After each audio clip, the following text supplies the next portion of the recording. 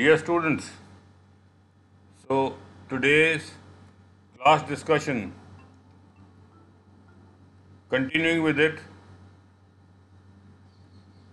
this was the essay that we first discussed. Things like puzzles, board games, and pictures can contribute to a child's development. What would you give a child to help him, her develop, and why? Give details and examples in your explanation. बच्चों को खेलने के लिए puzzles और ludo वगैरह games अगर दी जाएं तो उनकी काफ़ी मानसिक तरक्की होती है। अगर आपसे पूछा जाए कि आप क्या देंगे एक बच्चे को ताकि उनकी मानसिक और शारीरिक उन्नति हो सके, तो आप क्या देंगे? This is a one sided essay, one question only.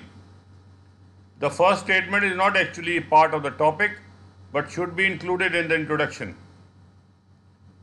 We have to plan the essay before writing the introduction. This essay is about a young child, not an adolescent, not a teenager. So what kind of games would you give? Indoor.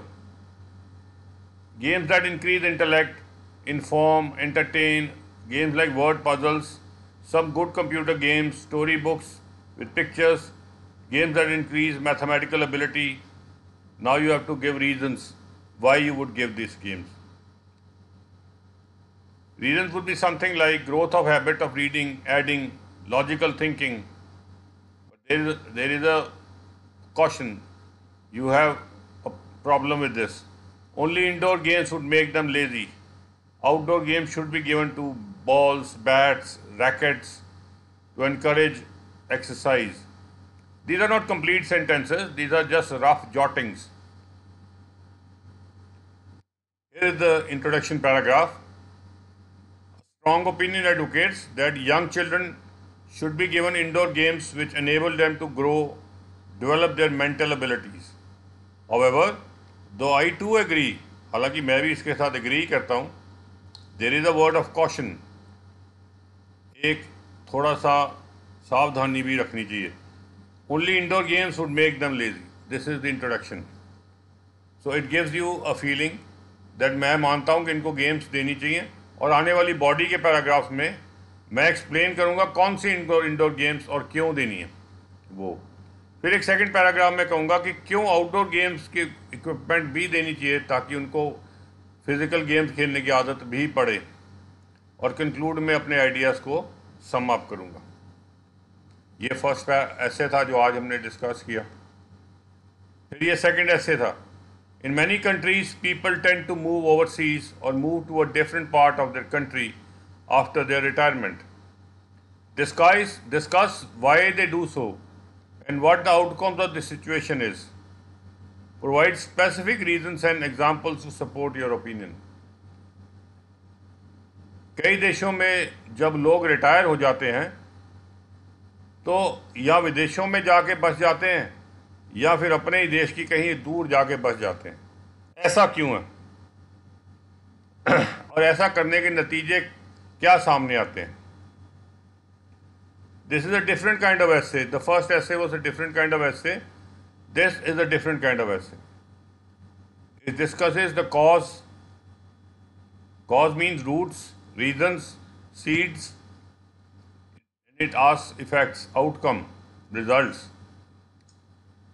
Reasons could be कि you are bored with your place और अब कहीं और जाके रहना चाहते हो. अब रिटायर हो गए हो, फ्री हो गए हो, न्यू सराउंडिंग्स को एंजॉय करना चाहते हो, तो वहाँ जाके बस जाते हो. सारी उम्र आपने सोचा था समुंदर के किनारे जाऊँगा पर नहीं जा पाए. सारी उम्र आपने सोचा था पहाड़ों में जाऊँगा, नहीं जा पाए. अब रिटायर हो गए, आपके पास पैसे हैं, आप वहाँ घर ले लेते हो, वहाँ जाके रहते हो,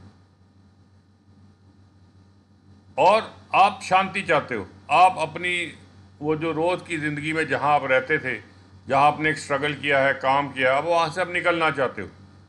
आप वो सोसाइटी से बाहर निकलना चाहते हो, दूर जाके कहीं बसना चाहते हो जहाँ शांत आप अपना इंजॉय कर सको अपने पार्टनर के साथ. अब आप रोज़ की जो चिक वाली ज़िंदगी है उसको नहीं, उसके अंदर रहना चाहते. ये भी एक रीज़न हो सकता है.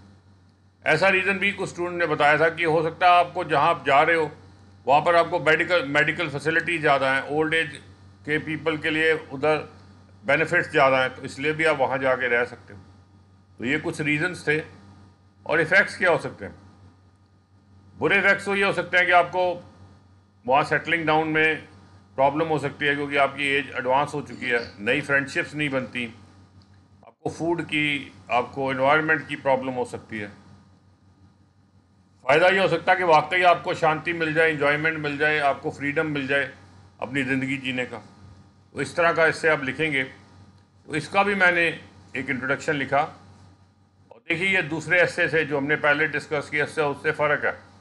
It is now commonly seen that after retirement many people choose to either immigrate to a new country और migrate to new parts of their own nation. देखिए कैसे इमिग्रेट और माइग्रेट यूज़ किया। अपने ही देश में अगर आप शिफ्ट करते हैं तो माइग्रेट, अगर आप नए देश में जाते हैं तो immigrate. The reason could be, या the root could be that retirement allows them to finally decide on where they want to go. आखिरकार उनको एक मौका मिलता है जहाँ जाके रहना। और मैंने उसका result, this could have mix result for them, और ये उनके लिए दो अच्छा भी हो सकता है और बुरा भी हो सकता है। तो ये मेरे दोनों पैराग्राफ होंगे। अब बॉडी पैरा 1 में मैं रीजन दूंगा, एलेबोरेटिंग द मोस्ट प्रोडोमिनेंट रीजन या कॉज। मैं बताऊंगा क्यों जाके रहना चाहते हैं। एक या दो रीजन दे सकता हूँ, 3 भी दे सकता हूँ, एक भी काफ़ी है अगर एक्सप्लेन कर दूँ तो। बॉडी पैरा 2 में there can be a plethora of results, कई रिजल्ट्स हो सकते हैं उसके, और फिर अपने रिजल्ट्स बताऊंगा।